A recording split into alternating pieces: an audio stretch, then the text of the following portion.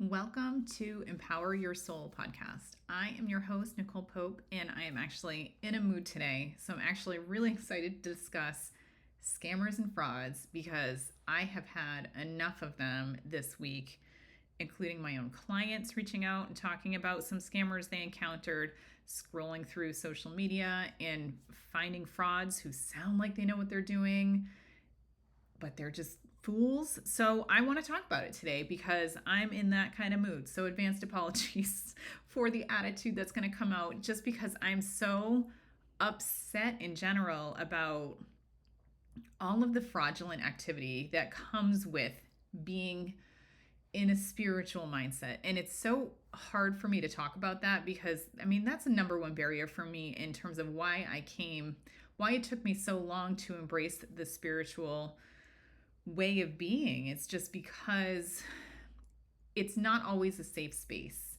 It's not a safe space. A lot of people are not open to this kind of thing. A lot of people will judge you for saying that you believe these kind of things. And, this even happened recently through someone I knew for years and years. And she just found out that I'm a medium and she wanted to host a group reading at her house, which is lovely.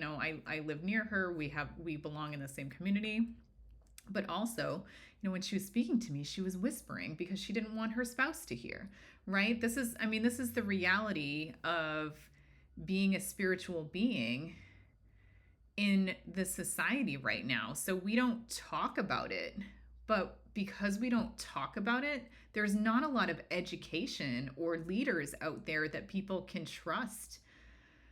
So that's what I want to talk about today are some of these scam artists, some of these frauds, and just my visceral reaction to the misinformation and using this hopefully for all of you to empower yourselves to be able to spot these hooligans, which is what I want to call them. So let's get into it. So I'm going to break them into two groups. Those are going to be apart probably 17 and 18 by the time I'm done with this podcast series.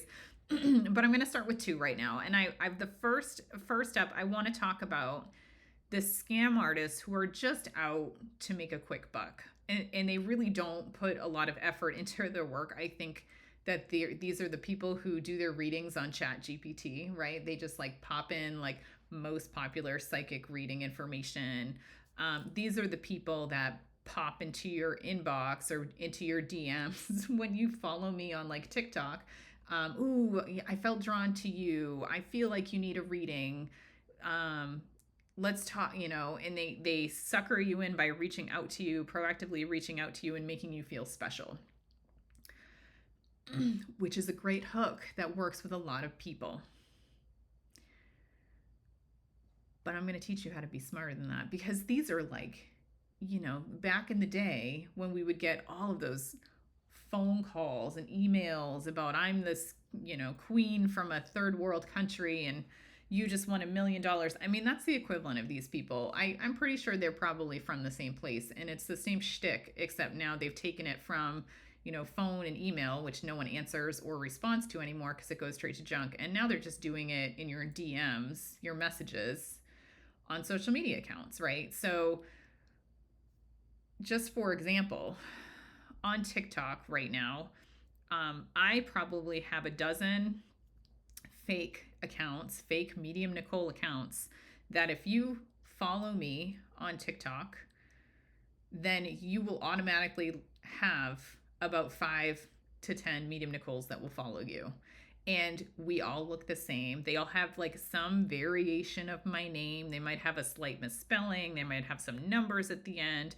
And the picture is going to look just like my picture because it's easy to copy. They can just screenshot it or probably right click and save it because it's TikTok. And what will happen is one or several of those Medium Nicole frauds, the scam artists, will start DMing you, asking you, saying, I'm drawn to you. What's your sign? Let me give you a free reading. Let me give you a reading. And then they ask for your information at the end. And let's be honest, it looks like me. My screen name looks like my screen name. They have honestly fooled my friends before, and they like, well, almost. I had them text me before. Thankfully, they were like, "Wait, why are you asking for money?" But they do that, right? That's how convincing these scam artists are. And to be honest with you, I had a little contest I ran for a little while on my social media account where I said, the whoever's the biggest pain in the butt is going to these scammers, is it will win a free reading from me. So I gave that to somebody. So what was cool is I got to see, in order for you to kind of like play this game or potentially win this free reading, you had to send me screenshots of what the scammers were saying and what that conversation looked like. And I like read so many of those conversations of what the scammers look like. And I gotta say, they say things in such generalist terms that I understand why people fall for it. And by the way, it's a good price, like they're charging you 10, 20 bucks, maybe 25, right? I mean, my sessions are significantly more expensive than that because it's my time. This is how I make my living, right? So a lot of people wish the scam artist was in fact me because it's a lot more affordable. And the information that's in there is so generalized, you could probably take it and apply to you. It's like the generic astrology, what's my daily reading in the newspaper. Like it's that generic that you could take bits and pieces and be like, yeah, I understand that. That makes sense to me. And, it's really easy because we all have major life milestones, right? Like we're all, like over the course of our lives, all of us, I'm going to say like generalized, are going to go through a lot of the same similar things. We're going to, go through school. We're going to have a significant relationship, whether or not we get married. We might move out. We might have trouble with, parents or in-laws, right? Like, so a lot of this stuff can be very generalized. Yeah. So it's believable. It's believable. And I understand it's believable. To the point, though, that these scam artists are not providing you specific information about you. Like if it's all generalized, it's a red flag, right? Well, first of all, if they're in your DMs, that's a huge red flag. If someone messages you first, it's a scammer every time. Treat that as the call on your phone that you don't know where the number is coming from. Don't pick it up. Don't pick it up. Even if it looks like someone you follow, like check out their follower count, like check out a few things. Check out how many posts they've done. Check out, are there watermarks on their posts? Because the people who are posting, it's my account, you're not going to see my TikTok watermark on my videos or my Instagram watermark on my videos because they're mine. But if someone downloads them and uploads them onto theirs, it's going to have a watermark, and that watermark's going to have the right username on it. And if the right username on the watermark doesn't match the watermark on, or the name of that account, I mean, big red flag, right? Like super easy. I'm hoping that this is like a big duh for all of you that's listening right now. But I digress. But so like this stuff happens all over the internet, right? Like I'm saying to you, I hope that you know this stuff already. If you don't, no judgment, right? I'm glad that you're listening and you're taking this information away from you. But the other giant red flag, if they fool you enough to say, this reading makes sense, it's probably me, those scam artists are going to take that extra step in saying, you have a spell on you, or you have an evil attachment to you. I need an extra $100 for materials to take it off you, to take off the spell, to take off the attachment, right? And no word of a lie, I had two people, one was a client, one was a former client, reach out to me on the same day last week that had that experience and said, I talked to a psychic, they said I had a spell on me. They said I had an attachment on me. And these are not dumb women. And I'm going to say they're women, but like generically, these are not dumb people. These are people who are smart, who are professionals, who know what they're doing in life. They have a very good head on their shoulders. But I just wanted to just give them this biggest hug. And I'm like, no, of course it's not true. Of course it's not true. What makes you believe that? Like everyone has dumb luck, dumb crappy circumstances, right? Like everyone goes through that in their life. And is it that easy to think a spell was put on you or an attachment was put on you? Like, no, of course not. That's who would do that to you? Who has time for that thing? Like the voodoo thing does not exist. I mean, it does, but it doesn't, right? Like it's not a thing. So after I gently reminded my clients that this is a scam, it is the oldest scam in the book, it just made me pause and think, why do people fall for that? Like why would these educated professional women fall for that? And I think it's a lot easier to think that you have some external reason that things aren't going your way than to like feel empowered that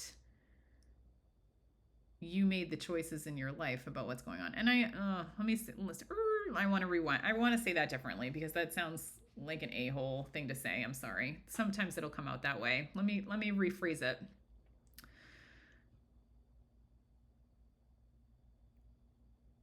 I just want these women to know that nothing can happen in their life without their consent. Nothing, right? Like nothing can happen without their consent. Generalized statement. So people can't put a spell on you or an attachment on you without in some way you agreeing to it. I'm gonna leave this at the spiritual level because you allow in energy.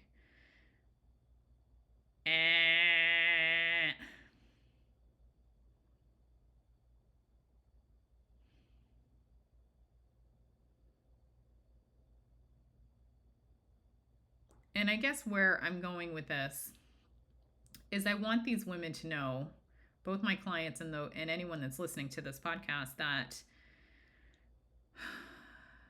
energetically, I know there's a lot of misinformation about what's out there. It's unseen. It's nerve-wracking, right? Like maybe I do have attachment. I've heard everybody talk about attachments. Maybe I have a spell on me. I've seen it in movies. Spells exist, right? But I just want to let you all know from an energetic spiritual perspective, like things have to happen to you with your consent. Like you have to like agree to some of these things. Like you have to know that someone's kind of putting this stuff on you, and if you think that they're putting it on you, then they are, right? Like that's how simple it is. So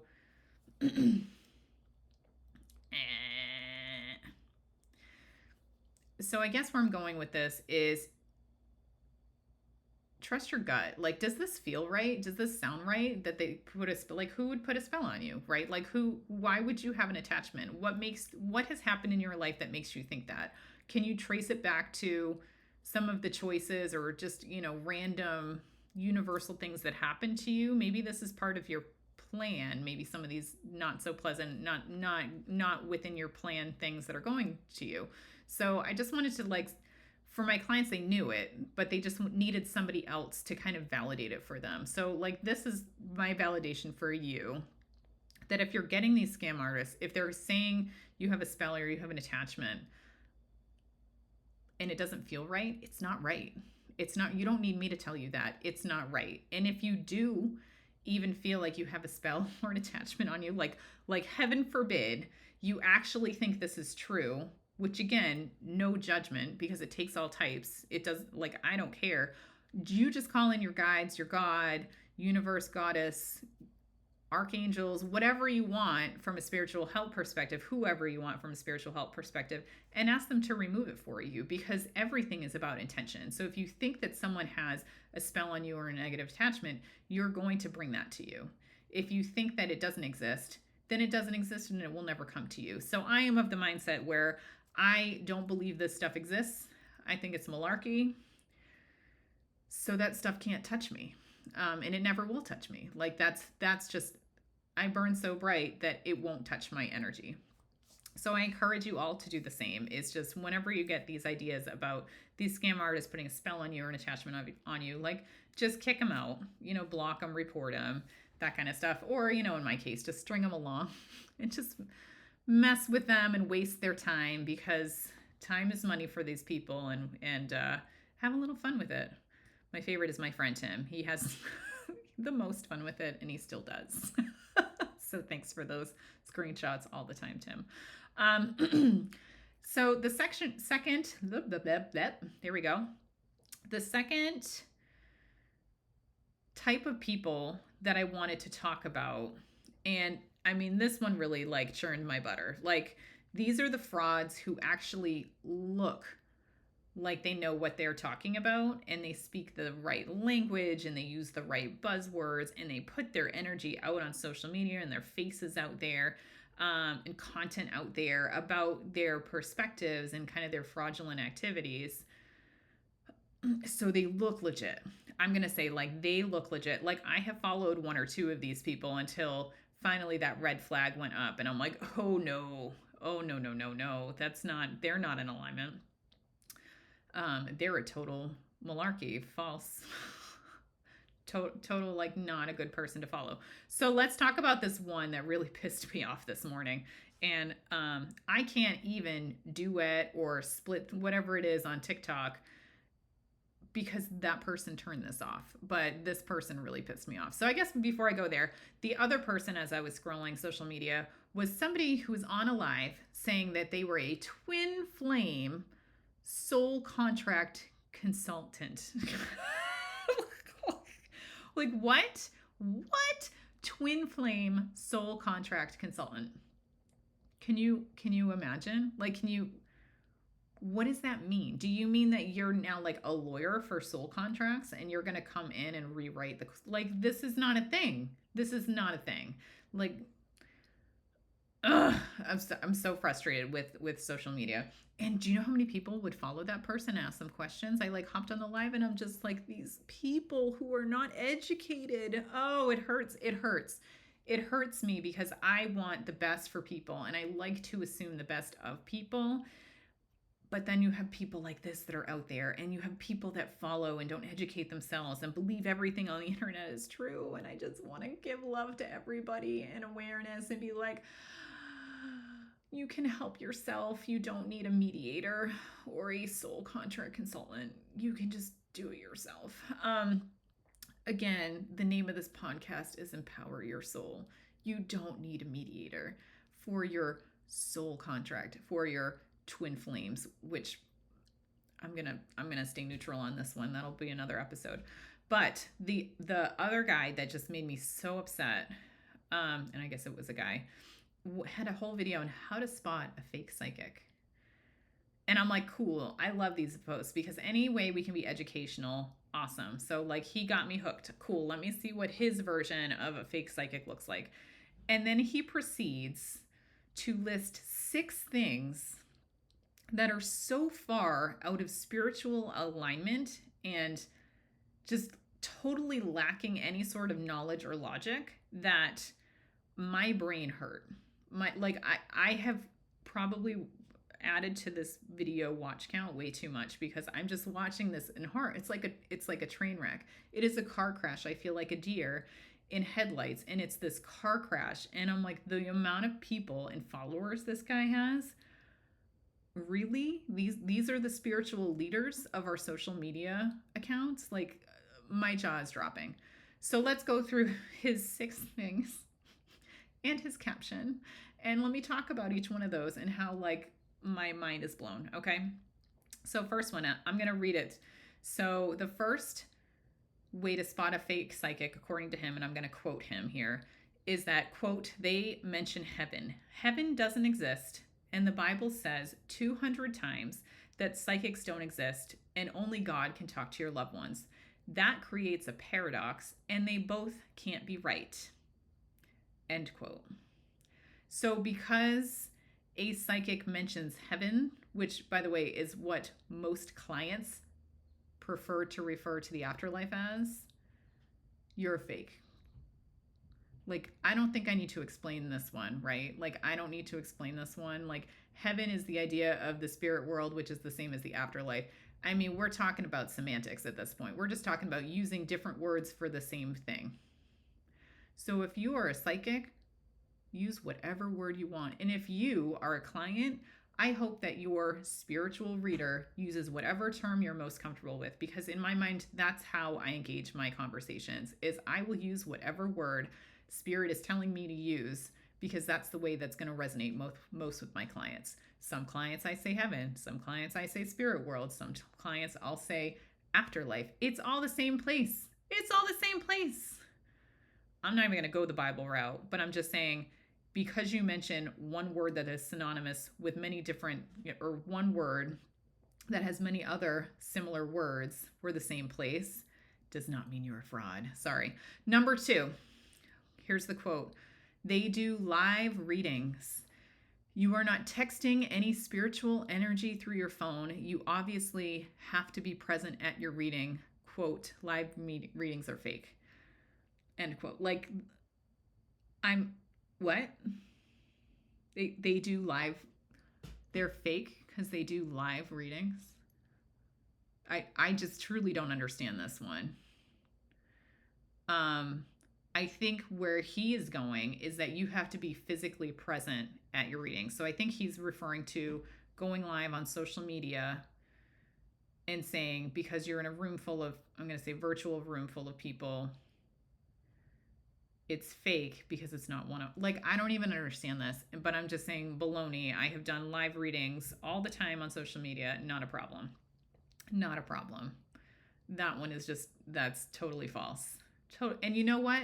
The people that avoid the live readings are the people that are the red flags. Because if you can go on social media and actually see how this person works, what are their readings like? How do they read? What's their energy? What's their vibe? Like that is the gold star in my mind. And that's why I try to do live readings all the time on social media, because then you see how I work. And you know what?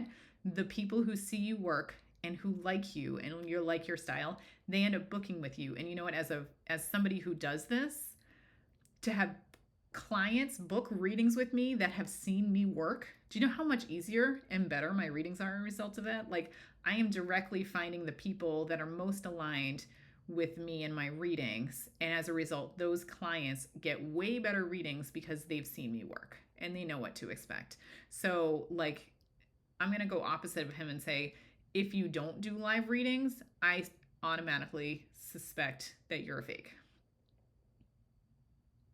I said it. Like, you're going to have to prove me wrong because I haven't seen you work. I haven't seen your energy. You're going to have to prove me wrong. So there we go.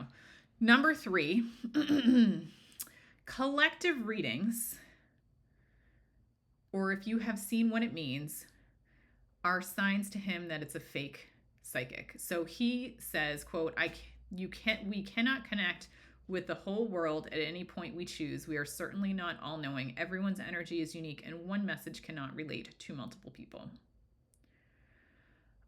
End quote. For this one, I'm going to go with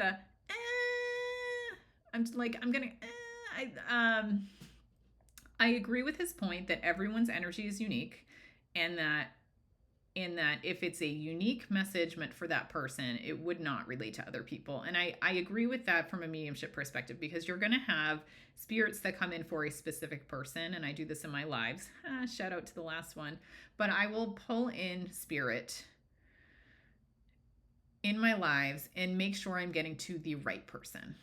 Like, that soul, that departed loved one, is here for one specific person. So I agree, in the instances where I'm doing evidential mediumship, I agree that you can't necessarily connect or do a reading for multiple people with evidential mediumship. That I get.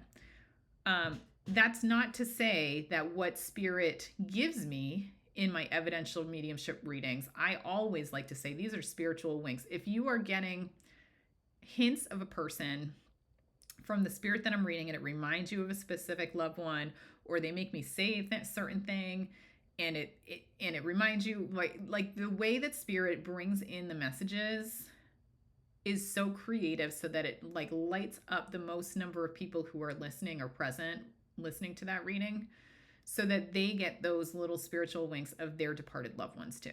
That's what happens. And I can't explain it. I love it. They'll generally have me pull very broad information at the start to kind of light up those spiritual winks, and then we'll figure out who we're with. Like, that's how it goes.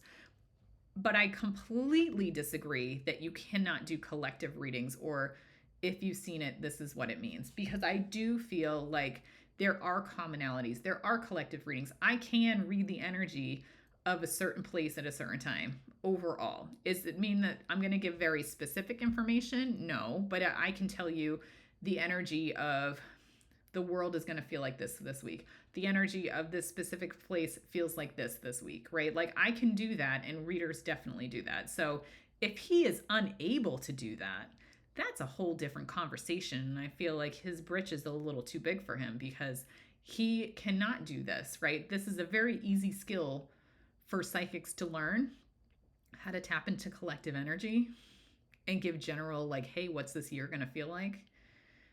What's this day going to feel like? What's this month going to feel like? Like, if you can't do that, that's a red flag. It's a red flag. Because all you have to do is set the intention of, let me connect. Here, I'm going to do it right now. Here we go. I'm going to connect to the collective energy of the listeners of this podcast right now. Right now. And I'm seeing a whole bunch of different things. So my guys are like, reel it in, Nicole. You're showboating a little bit here.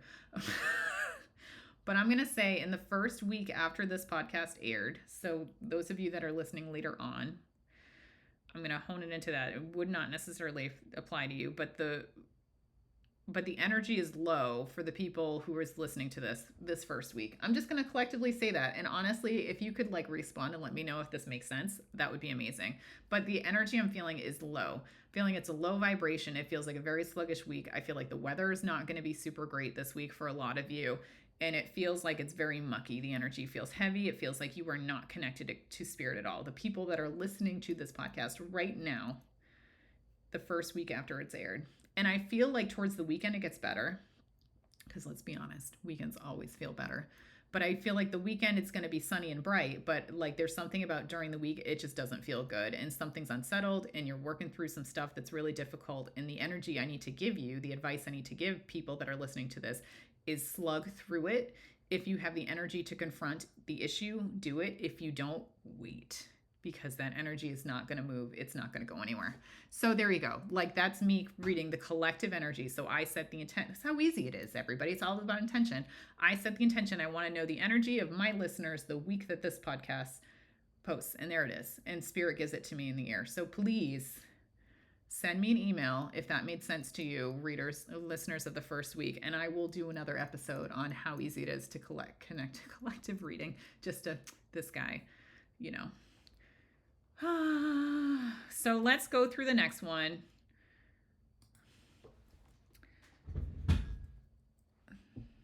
Please hold. I'm getting distracted. Okay.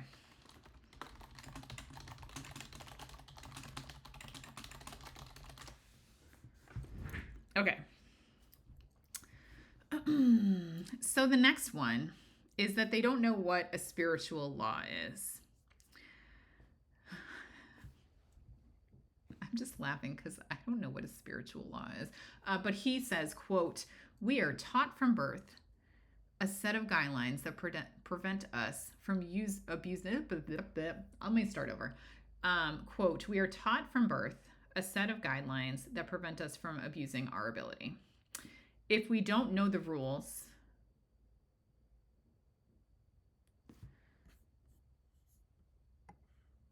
All right, hang on a second.